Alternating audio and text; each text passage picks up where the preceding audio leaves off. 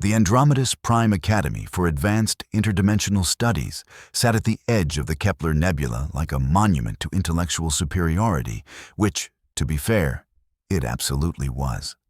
For 3,000 years, the finest minds across 47 sentient species had gathered within its crystalline spires to unlock the universe's deepest secrets.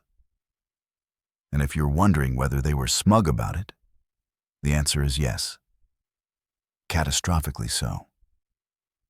The Academy's admission standards made getting into a decent afterlife look easy by comparison. Only 0.003% of applicants ever saw the inside of a lecture hall, and even fewer survived the first semester without having their egos surgically removed through rigorous academic humiliation.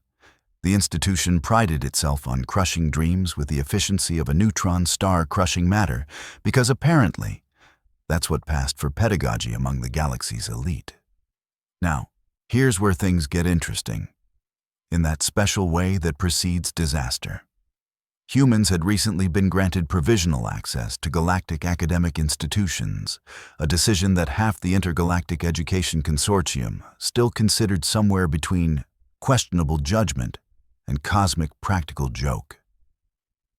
See, humanity had only cracked faster-than-light travel about 40 years ago, which in galactic terms made them the educational equivalent of that kid who just learned to read showing up at a philosophy doctorate program. Most species had been navigating the stars for millennia before humans figured out that banging rocks together could make fire. The general consensus among the galactic academic community was that letting humans into advanced programs was like handing a toddler a plasma cutter and hoping for the best. But here's the thing about provisional access. It came with an asterisk the size of a small moon. Humans could attend, sure, but they'd be watched, judged, and generally expected to fail spectacularly enough to justify their inevitable expulsion. It was tolerance wearing a mask of patronizing generosity, and everyone knew it. The lecture hall of Advanced Quantum Fold Engineering occupied the Academy's 7th translucent spire. Suspended in what appeared to be absolutely nothing but was actually a stable pocket of folded space-time. Because of course it was. The room itself defied conventional architecture in ways that would make an Earth-based architect weep into their blueprints. Seating arranged itself in impossible geometries, allowing every student a perfect view regardless of position. While the teaching platform floated in the center, rotating through dimensions most species couldn't even perceive without serious neural augmentation. On this particular morning, which was actually evening in 6 different time zones simultaneously because interstellar scheduling is a nightmare, approximately 200 students filtered into the hall. They came in all configurations.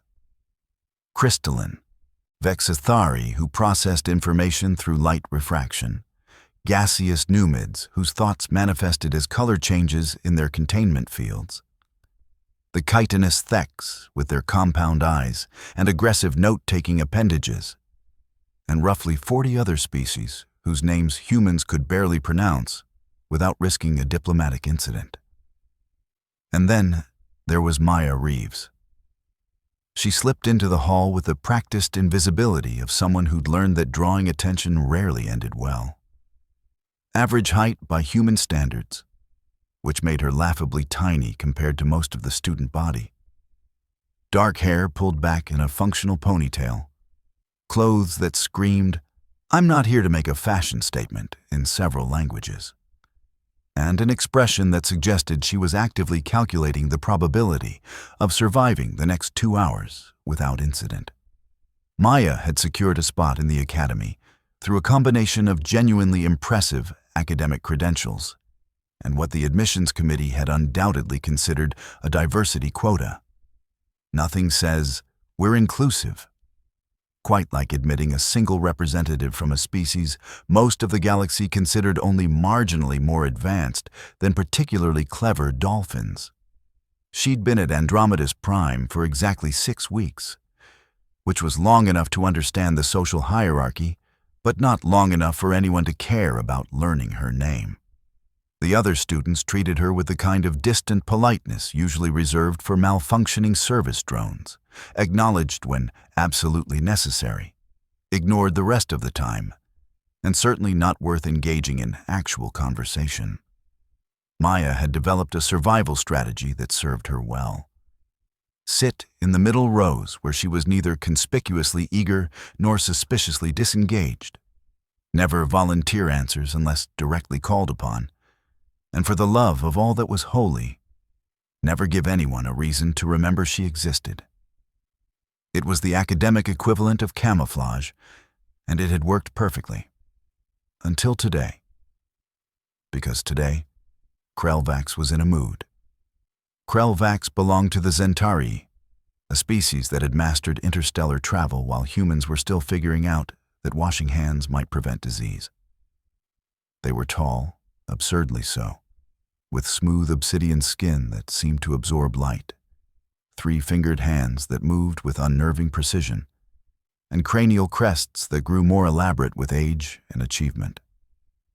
Krelvax's crest suggested he came from a bloodline that had been academically dominating for generations. Because apparently, even alien species couldn't escape the legacy admission problem. He sat in the front quadrant, naturally, surrounded by a constellation of admirers and sycophants who laughed at his observations with the enthusiasm of people who understood their social survival depended on it.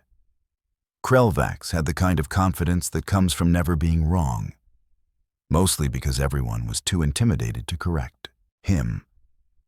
His academic record was, admittedly, impressive. Top marks in spatial mathematics, quantum field theory, and advanced temporal mechanics. 3 published papers before his 20th solar cycle. Recommendations from professors who used words like prodigy and brilliant with disturbing frequency. He was exactly the kind of student who made professors nod approvingly and other students contemplate changing majors. But here's the thing about people who've never been challenged. They don't develop the muscle for intellectual humility. And Krelvax had the humility of a supernova, which is to say, none whatsoever, with a tendency to consume everything around him. As students settled into their impossible seating arrangements, Professor Thalexon glided into the room. Thalexon was a morphid, a species that existed in a state of controlled semi-liquidity, maintaining form through sheer concentration and what humans would recognize as aggressive willpower.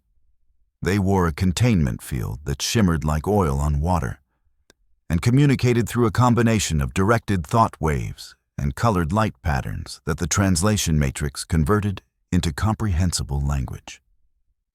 Today, Thalexon began, their voice resonating through everyone's auditory processing centers regardless of species.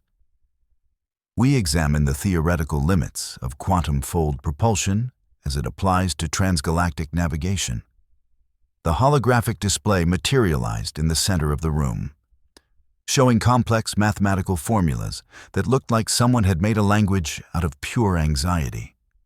Equations spiraled through 3-dimensional space, variables shifting and recombining in patterns that would give most Earth mathematicians nightmares requiring therapy. Maya pulled out her tablet, human-made and laughably primitive compared to the neural interface systems most students used, and began taking notes. She'd developed a hybrid system that combined human mathematical notation with galactic standard, creating something that probably looked like academic graffiti to anyone else, but worked perfectly for her brain's particular wiring. The fundamental challenge, Thalexon continued, lies in maintaining coherence across fold boundaries. Who can explain the primary stabilization paradox? Several appendages shot up, eager to demonstrate knowledge. Krelvax's hand rose with the casual certainty of someone who knew he'd be called on eventually. The stabilization paradox emerges from quantum uncertainty at boundary intersections, Krelvax said smoothly, his voice carrying that particular tone of someone who'd memorized the textbook and believed that constituted understanding. Standard Vel'kari compensation matrices resolve this through distributed field generation. Adequate, Thalexon responded, which in academic terms meant technically correct but uninspiring. The professor's containment field shifted to a vaguely disappointed shade of blue. Krelvax's crest stiffened slightly, the Zhen'thori equivalent of a frown. Being called adequate was apparently not part of his self-image. That's when his gaze swept across the room and landed on Maya, hunched over her primitive tablet, scribbling away with what looked like actual manual input. His eyes narrowed with the particular malice of someone who just found an outlet for wounded pride. "Professor," Krelvax said, his voice taking on that false, curious tone that everyone immediately recognized as a prelude to cruelty. "I've noticed our human colleague takes extensive notes. Perhaps she could share her insights on the stabilization paradox? I'm certain her species has unique perspectives on quantum mechanics." The room went quiet with that special silence that precedes either disaster or entertainment, which in academic settings are often the same thing. Every sensory organ in the hall turned toward Maya. The Vel'kari's crystalline bodies refracted light in her direction. The Numid's gases swirled with anticipatory colors. Even the Theks stopped their note-taking, compound eyes glittering with interest. Maya looked up slowly from her tablet, and for just a moment, something flickered across her expression. Not panic, not even annoyance. Something closer to the look a person gets when they realize they're about to do something they know they shouldn't, but are going to do anyway. "I wouldn't want to take up class time," she said carefully, which was human for, "Please let me continue being invisible." "Nonsense," Krelvax pressed, leaning back in his seat with the body language of someone settling in to watch a show. Academic discourse benefits from diverse viewpoints, even limited ones. There it was, the gauntlet, dropped with all the subtlety of a collapsing star. Professor Thalexon's containment field shifted to an uncertain yellow. Protocol demanded they allow student discussion, but the tension in the room suggested this was about to go somewhere messy. Maya set down her stylus with deliberate precision. When she looked up, her expression had shifted into something unreadable. "The Vel'kari compensation matrices are elegant," she began, her voice steady and unnervingly calm. "But they're not actually resolving the paradox. They're just moving it." Krelvax's crest rippled, which humans would recognize as the alien equivalent of a shark sensing blood in the water. "Moving it? Please, enlighten us on how one of the galaxy's most respected mathematical frameworks is somehow insufficient." "It's not insufficient," Maya continued. And there was something almost conversational about her tone, like she was discussing the weather rather than challenging established theory. "It's incomplete. The Vel'kari model treats quantum uncertainty as a problem to be compensated for.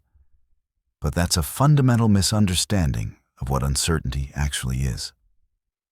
She stood up, which was probably a mistake from a continuing to be invisible standpoint, but excellent from a dramatic impact perspective. "The stabilization paradox exists because we're approaching fold boundaries with the assumption that coherence is the natural state and uncertainty is the deviation. But quantum mechanics doesn't work that way. Uncertainty isn't a bug in the system, it's the system. The paradox isn't something to resolve, it's something to utilize." The room's silence had evolved from anticipatory to genuinely attentive. Even Professor Thalexon's containment field had shifted to an intrigued green. Krelvax, however, had the expression of someone who'd expected a mouse and encountered a wolverine.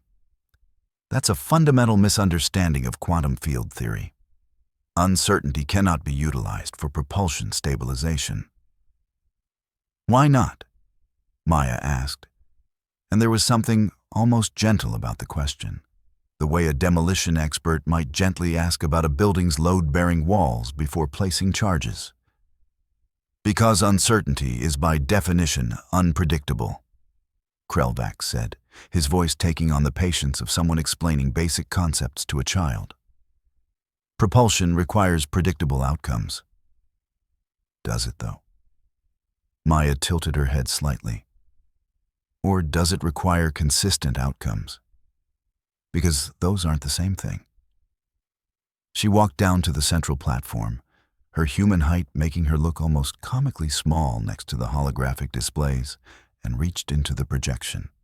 Her hands moved through the equations, manipulating them with the facility of someone who actually understood what they meant, rather than just memorizing their shapes.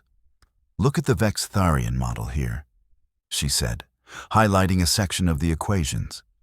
"It's creating artificial coherence by imposing external order on quantum uncertainty. That works, sure, but it requires massive energy expenditure because you're fighting against the fundamental nature of quantum mechanics. The energy expenditure is negligible with proper reactor configuration," Krelvax countered, but his voice had lost some of its certainty. Negligible? Maya turned to look at him, and there was something sharp in her expression now. The standard Vel'kari fold drive requires approximately 40% of total reactor output just for stabilization. You consider that negligible? She turned back to the equations, her fingers dancing through the holographic space. But if you stop treating uncertainty as something to fight and instead treat it as a resource, the mathematics change completely. Her hands moved faster now, pulling apart the existing equations and rebuilding them into something new. The other students leaned forward, even those whose species didn't process visual information in conventional ways. Uncertainty in quantum systems isn't random, it's probabilistic. And probability has structure. If you map the probability space of quantum uncertainty at fold boundaries, you get what humans call a phase space landscape. And that landscape has topography, valleys and peaks of probability density.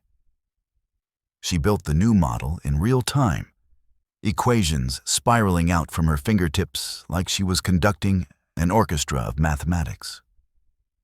Instead of forcing coherence across the boundary, you navigate the probability landscape.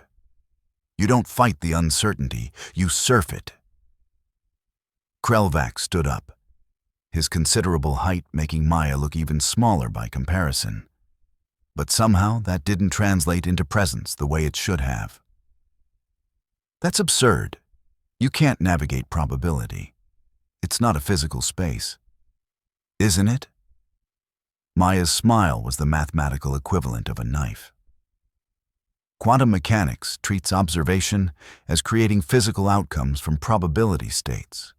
Navigation is just structured observation. You're not moving through probability space in the conventional sense. You're collapsing probability functions in sequence to create a path. She pulled up a new set of equations, and these were definitely not standard Vel'kari mathematics.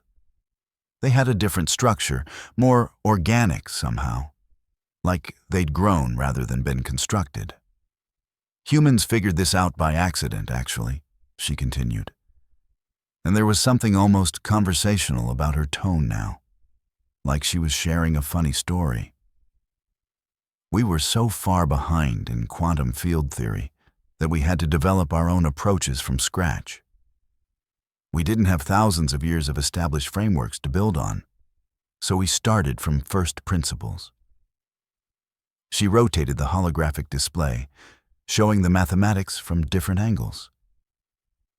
And one of those first principles is that nature is fundamentally lazy. Physical systems take the path of least resistance. So why would quantum systems be any different?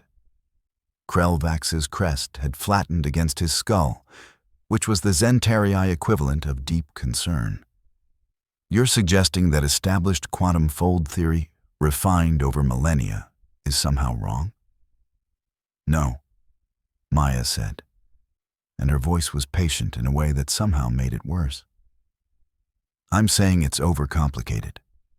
You've built this elegant, sophisticated framework that works by brute forcing the universe into compliance. And it does work, I'm not arguing that. But it's the difference between damming a river and learning to navigate it. She pulled up comparative models side by side. Look at the energy signatures. The Vel'kari model here, energy expenditure in red. Now look at a probability navigation model based on first principles. The difference was stark. The standard model showed massive energy spikes at fold boundaries, exactly as she'd described. Peaks of force required to maintain artificial coherence. The alternative model showed something closer to a smooth curve, following the natural probability landscape rather than fighting against it. That's theoretical, Krelvac said, but his voice had lost its aggressive certainty. Now he sounded like someone trying to convince himself. It hasn't been tested. Actually, it has.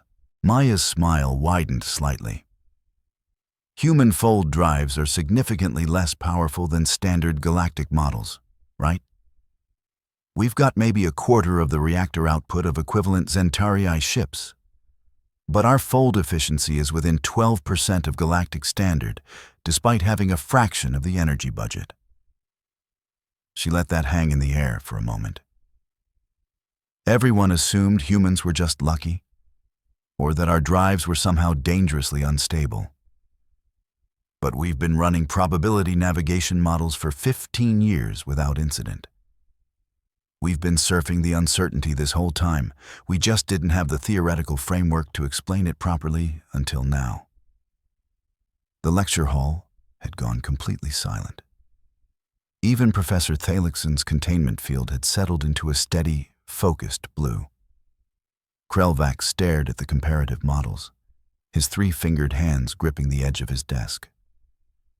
That would mean our entire approach to quantum fold engineering is less efficient by a factor of, 30%? Closer to 42%, actually, Maya said, and there was absolutely no mercy in her voice now. But who's counting? She walked back through the holographic display, equations parting around her like water.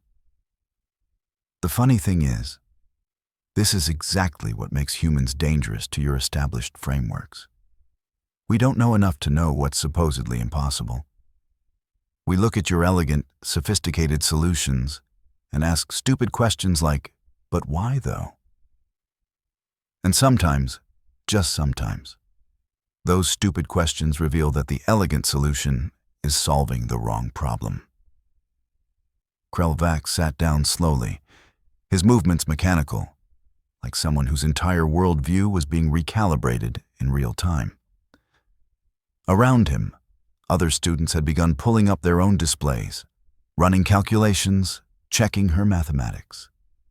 The Vel'kari student 3 rows back made a sound like crystalline wind chimes, their species' expression of profound surprise. A Numid's containment field cycled through colors that roughly translated to, I need to rethink my entire thesis. The Theks were clicking their mandibles in patterns that indicated furious recalculation. Of course, Maya continued. And now she was walking back to her seat with the casual air of someone who just remembered they'd left something cooking. This is all just theoretical speculation from a primitive species that barely understands quantum mechanics. So maybe don't take it too seriously. The sarcasm was so thick you could build a space station on it. She sat back down, picked up her stylus, and returned to her notes as if she'd just commented on the temperature rather than systematically dismantled several millennia of established theory. Professor Thalikson's containment field cycled through approximately 15 different colors in rapid succession, which was the Morphid equivalent of buffering. When they finally spoke, their voice had a quality that suggested they were running multiple thought processes simultaneously, and all of them were screaming. That That is an extraordinarily provocative framework, they managed. The mathematics will require extensive peer review, but the fundamental logic appears sound. Krelvac sat at his desk, looking like someone who just watched their house burn down and was trying to remember if they'd left the stove on. His crest had gone completely flat, pressed against his skull in a way that suggested either deep thought or complete system failure. The students who'd been clustered around him had subtly shifted away, suddenly very interested in their own work. "Miss Reeves," Thalixon continued, their field now a bemused orange, "would you be willing to present a formal analysis of your probability navigation framework at the next departmental symposium?" Maya looked up from her notes, stylus still in hand.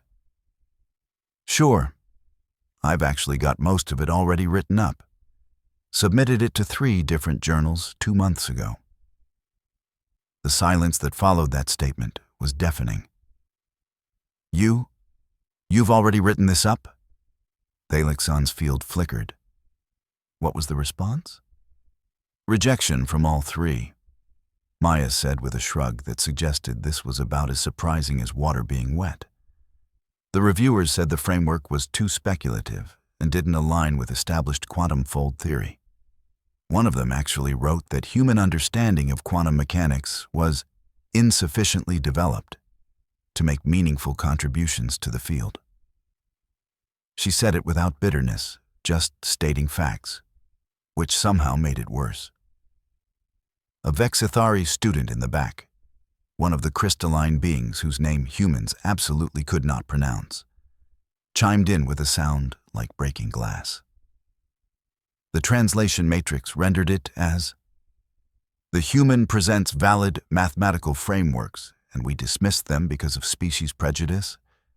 This is why peer review is failing." "I mean, to be fair," Maya said, and there was something almost kind about her tone now. "I am from a species that discovered fire approximately 5 minutes ago on the galactic timescale. Skepticism isn't entirely unreasonable. The mathematics do not care about timescales," another voice added, this one from a Numid whose gas cloud was swirling in agitated patterns.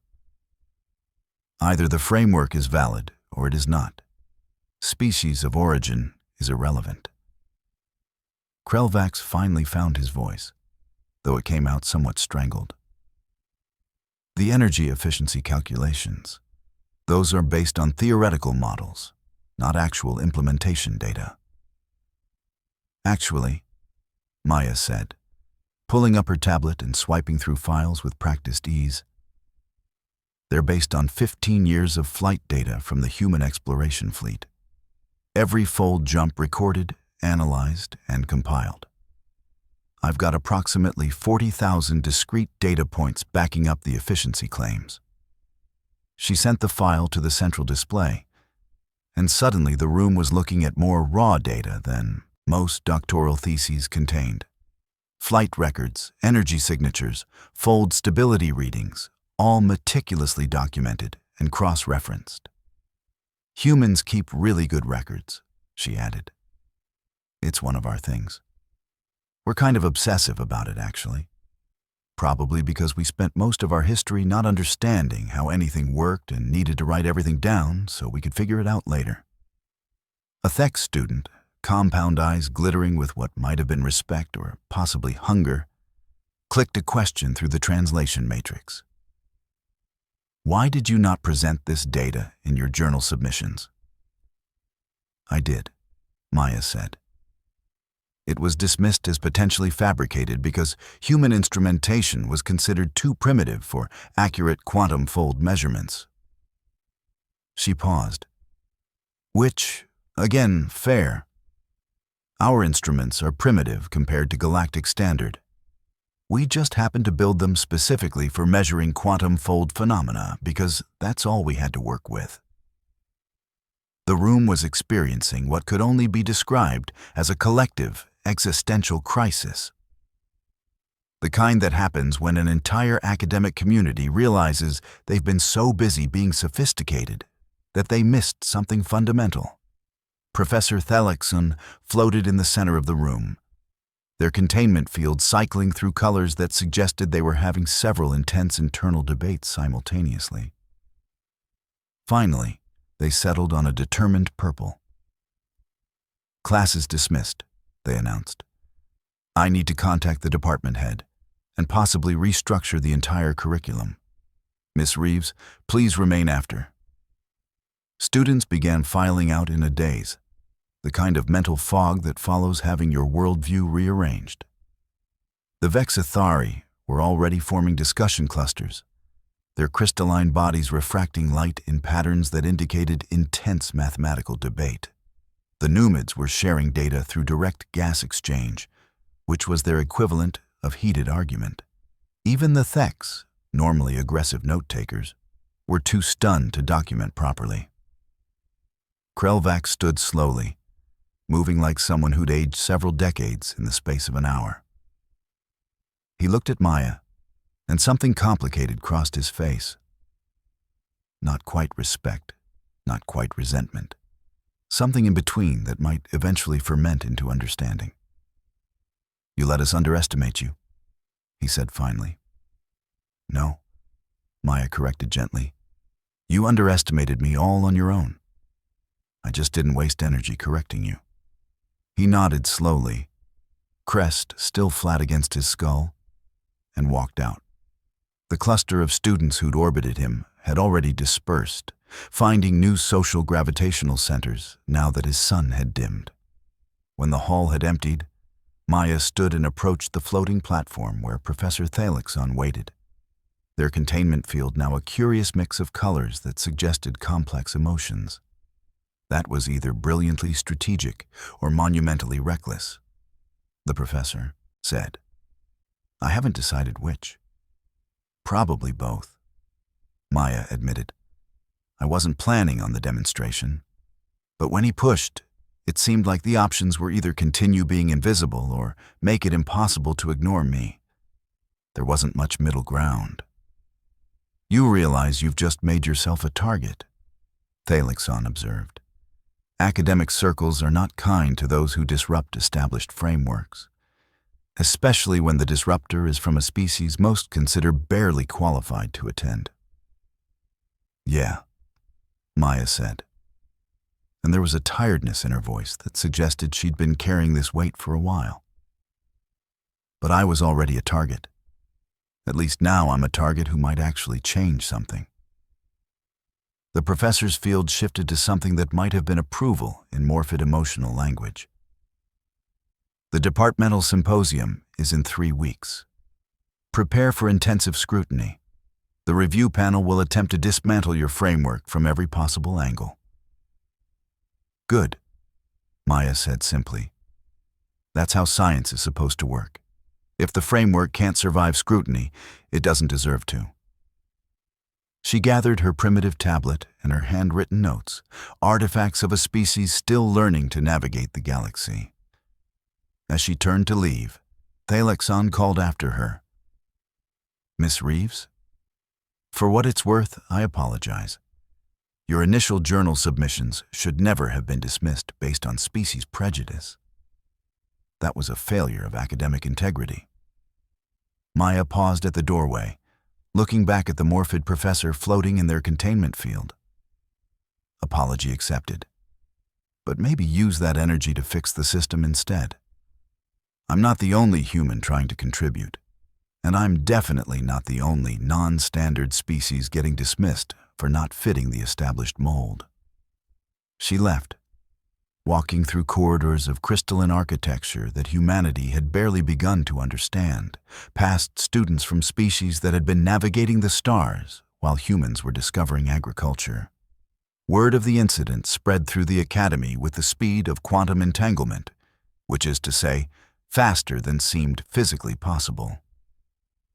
By evening, every student, professor, and administrative drone in Andromeda's Prime had heard some version of the story. Details varied wildly, the academic equivalent of a game of telephone played across species lines. Some versions had Maya solving equations while standing on the desk. Others claimed she'd made Krelvax cry, which was biologically impossible for Zhen'thori, but made for good storytelling.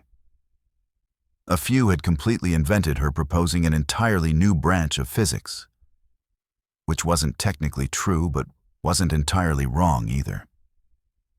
The truth, as usual, was both simpler and more complex than the mythology building around it. In her small dormitory module, designed for human habitation in an academy built for 47 different species' needs, Maya sat at a desk that was probably meant for someone half her size, and pulled up her journal submission files. 3 rejections, all politely worded versions of, "Thanks, but your species isn't qualified to have opinions yet." She opened a new document and began drafting her symposium presentation. This time, there would be no polite dismissals. This time, they'd have to engage with the mathematics directly, and either prove her wrong or accept that humanity's lack of sophisticated theory might have accidentally led to more fundamental understanding. The irony wasn't lost on her. Humans had been so far behind that they'd had to start from scratch, building understanding from first principles rather than inherited frameworks. And sometimes, just sometimes, starting from scratch meant seeing things everyone else had overlooked. It was the academic equivalent of children asking, "But why?" until adults realized they didn't actually have a good answer. 3 weeks later, Maya would stand in front of the most prestigious physics faculty in the galaxy and defend her framework. They would attack it from every conceivable angle, deploying millennia of accumulated expertise in attempts to find flaws. And in the end, after 17 hours of intense scrutiny, they would be forced to admit that the primitive species from the backwater planet had accidentally revolutionized quantum fold engineering by not knowing enough to know it was impossible. But that's a story for another time. For now, in a lecture hall that existed in folded space-time, the lesson had been taught. Not the one in the curriculum about quantum fold stabilization, but a more fundamental lesson about assumptions and arrogance and the danger of underestimating someone because their species only recently figured out that washing hands was a good idea. Krelvax would recover, eventually. His ego was bruised, but not broken. And he had enough genuine intelligence to learn from the experience once the wounded pride healed. He'd go on to become a decent researcher, more cautious about assumptions, more willing to consider alternative frameworks. The humiliation would make him better, in the long run, though he'd never quite achieved the prominence he'd once considered his birthright. The real casualty was the certainty. That comfortable assumption that galactic academic institutions had reached the pinnacle of understanding, that established frameworks were established for good reasons, that thousands of years of accumulated knowledge meant there was nothing fundamental left to discover. Maya had killed that certainty, left it dead on the classroom floor next to Krelvax's pride.